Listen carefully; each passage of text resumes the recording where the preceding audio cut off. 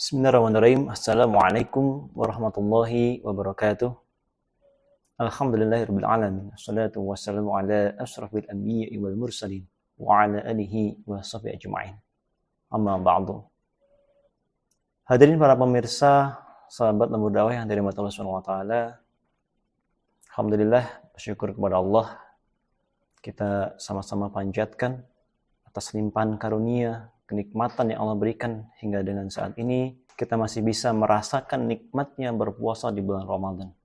Kita masih bisa merasakan nikmatnya beramal soleh di bulan Ramadan ini.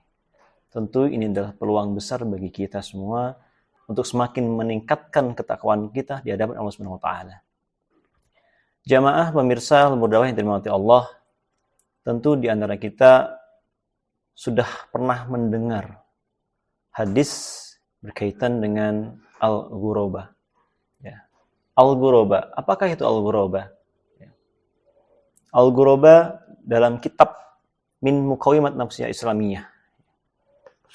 Dalam kitab ini di bab 16 disampaikan suatu hadis dari Imam Muslim yang diriwayatkan dari Abu Hurairah. Rasulullah SAW bersabda, "Bada'al Islamu ghariban wa sayaudu ghariban fatuba lil ghuraba." Islam muncul pertama kali dalam keadaan terasing dan akan kembali terasing sebagaimana mulanya. Maka berbahagialah orang-orang yang terasing tersebut. Hadis al-ghuraba ini tentu harus kemudian kita pahami bersama. Harus kita kenali bersama. Siapakah mereka? Siapakah orang-orang yang dijuluki oleh al-ghuraba ini? Ya. Karena al-ghuraba dalam hadis ini adalah orang-orang yang terasing di sini adalah orang-orang yang beruntung, sebagaimana yang disabdakan oleh baginda Nabi Muhammad SAW. Al-ghuraba atau orang-orang yang terasing ya, adalah orang yang terpisah dari kabilah-kabilah. Dari Ad-Darimi, Ibnu Majah, Ibnu Abu Saibah, Al-Bazar, Abu Ya'la, dan Ahmad. Mereka telah meriwayatkan suatu hadis dengan perawi yang terpercaya, yakni hadis versi Imam Ahmad, yang diriwayatkan dari Abdullah bin Mas'ud. Ia berkata, Rasulullah SAW bersabda, "Sesungguhnya Islam muncul pertama kali dalam keadaan terasing, dan akan kembali terasing sebagaimana mulanya. Maka berbahagialah al-ghuraba, yakni orang-orang yang terasing." Dikatakan kepada beliau, siapa al-ghuraba itu? Rasulullah bersabda, mereka adalah orang-orang yang terpisah dari kabilah-kabilah. Sedangkan perlu kita juga ketahui bersama, ya, orang-orang yang dikatakan al-ghuraba ini, orang-orang yang dikatakan orang-orang yang terasing ini, mereka memiliki beberapa karakteristik.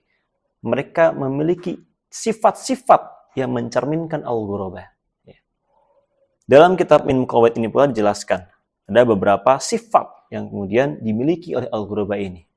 Adapun sifat yang pertama adalah bahwa orang-orang yang terasing ini, al-ghuraba ini, ialah mereka yang senantiasa melakukan perbaikan di tengah kerusakan, di tengah umat manusia.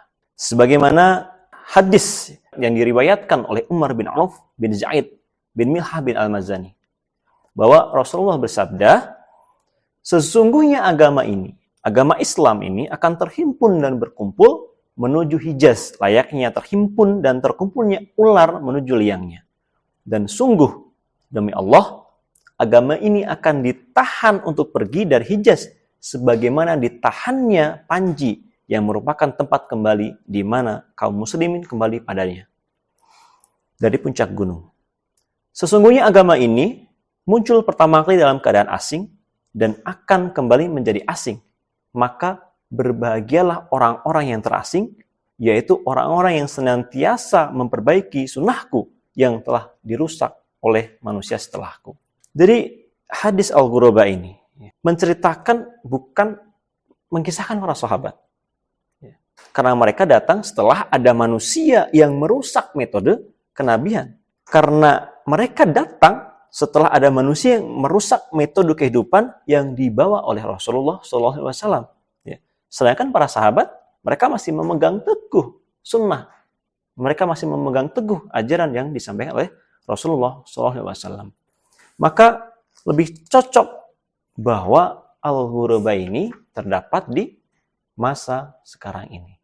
Kita sama-sama tahu bagaimana kemudian kerusakan yang terjadi di tengah-tengah umat saat ini. Kerusakan moral. Bagaimana kemudian maraknya terjadi perzinahan di mana-mana. Terjadi kemudian LGBT di mana-mana. Banyaknya kemudian tindakan kriminalitas dari pembunuhan hingga pemerkosaan dan sebagainya. Tidak lain tidak bukan masa-masa sekarang adalah masa-masa yang rusak. Ya. Maka dalam Al-Awsat Al-Saghir diriwayatkan dengan lafaz yuslihuna idza fasadan nas. Ya. Mereka melakukan perbaikan. Ya. Al-ghuraba ini, ya, atau orang-orang yang terasing ini adalah orang yang mereka melakukan perbaikan ketika manusia telah rusak. Maka sangat tepat sekali ya kemudian ketika kondisi sekarang, ya, ketika ada manusia-manusia, ada segolongan orang yang kemudian mereka melakukan perbaikan di tengah-tengah umat. Mereka menyeru umat pada yang ma'ruf dan mencegah dari yang mungkar. Mereka layak untuk dikatakan sebagai al-ghuraba. Ya, sedangkan ciri-ciri yang kedua atau sifat yang kedua dari al-ghuraba ini, sebagaimana dalam kitab Muqawimat Nafsiyah Islamiyah, yakni jumlahnya yang sedikit. Sedangkan ciri-ciri al-ghuraba atau sifat al-ghuraba yang kedua, ya, yang dijelaskan dalam kitab Muqawimat Nafsiyah Islamiyah, ya, ini adalah jumlahnya yang sedikit. Ya. Sebagaimana hadis Nabi Muhammad SAW ya, yang terdapat dalam Al-Kabir. Ya. Rasulullah bersabda, akan datang suatu kaum pada hari kiamat kelak. Cahaya mereka bagaikan cahaya matahari. Abu Bakar berkata, apakah mereka itu kami, wahai Rasulullah? Rasulullah bersabda, bukan. Dan khusus untuk kalian ada kebaikan yang banyak. Mereka adalah orang-orang fakir dan orang-orang yang berhijrah yang berkumpul dari seluruh pelosok bumi. Kemudian beliau bersabda, kebahagiaan bagi orang-orang yang terasing. Kebahagiaan bagi orang-orang yang terasing. Ditanyakan kepada beliau, siapakah orang-orang yang terasing itu, wahai Rasulullah? Beliau bersabda, mereka adalah orang-orang yang solih di antara kebanyakan manusia yang buruk, di mana orang yang menentang mereka lebih banyak daripada yang menaatinya. Ya.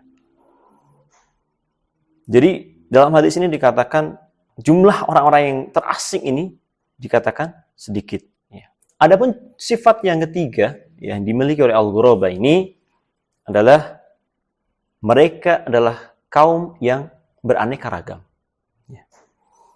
Sebagaimana Al-Hakim meriwayatkan dalam Al-Mustadrak bahwa Rasulullah SAW bersabda, sesungguhnya Allah mempunyai hamba-hamba yang bukan para nabi dan syuhada. Para nabi dan syuhada pun berghibah, yakni berangan-angan agar ada pada diri mereka apa yang ada pada diri hamba-hamba Allah tersebut. Pada mereka di hari kiamat karena kedekatan mereka dengan Allah dan kedudukan mereka di sisi Allah.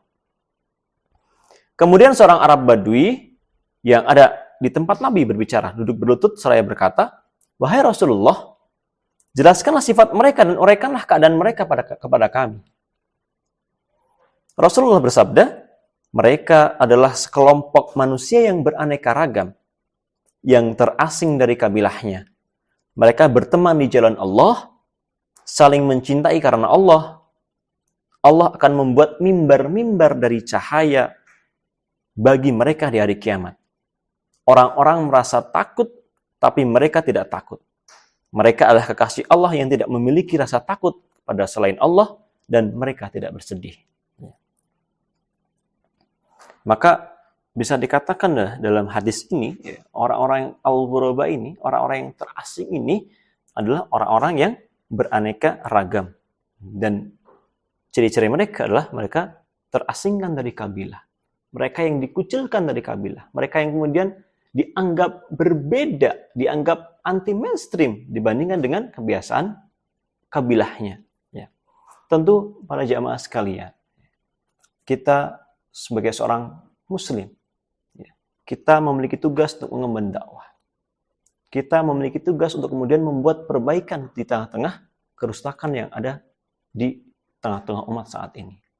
Dan kita sama-sama berharap kepada Allah SWT, semoga kita yang selalu menyeru kepada kebaikan dan mencegah dari kemungkaran, kita sebagai seorang pengemban dakwah yang menyampaikan kebenaran Islam dari akar hingga daunnya, yang menyampaikan kebenaran Islam secara kafah, semoga kita ditempatkan oleh Allah sebagai golongan al-ghurabah, sebagai golongan orang-orang yang terasing, orang-orang yang senantiasa membuat perbaikan di tengah-tengah umat, orang-orang yang jumlahnya sedikit, dan orang-orang yang beraneka ragam, tapi mereka memiliki visi dan cita-cita yang sama, yakni meraih keridhaan Allah SWT dan menjadikan surga sebagai visi hidupnya, menjadikan surga sebagai tujuan segala aktivitasnya kehidupan di dunia ini. Hadirin yang dirahmati Allah SWT, para pemirsa lembur dakwah yang dirahmati Allah, semoga bisa memotivasi kita untuk semakin memperbanyak dakwah kita. Semoga bisa semakin memberikan semangat yang lebih ke dalam diri kita untuk senantiasa menyampaikan kebenaran di tengah-tengah umat. Wallahul musta'an, walaihi tawakkalna. Wassalamualaikum warahmatullahi wabarakatuh.